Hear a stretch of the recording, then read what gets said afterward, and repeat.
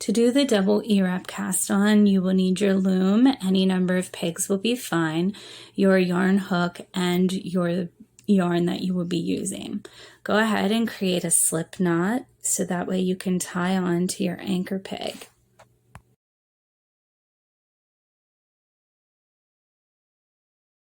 So now that I'm anchored on, I'm going to take my working yarn and I'm going to E-wrap it once around peg 1, push the loop down to the bottom, and E-wrap it one more time. I'm going to hang on to my working yarn, use my yarn hook to pull the bottom loop over the top loop and off the peg. And that's it. So I'm going to do that again with peg number 2, E-wrap it once, then E-wrap it twice, secure my working yarn and pull the bottom loop up over the top loop and off of the peg. I'm going to slow it down here on peg number 3. So we take our working yarn, E-wrap peg 3 once, push the loop down and E-wrap it a second time.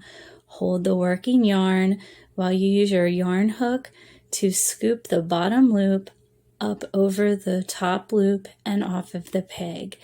You will repeat this for every single peg until you have casted on each peg of your loom.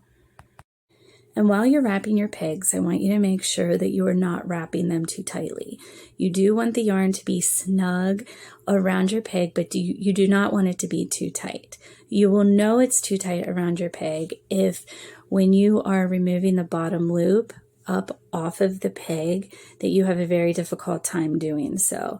If you are struggling with this, what I recommend is you take all the loops off of your peg and start over with less tension around your peg.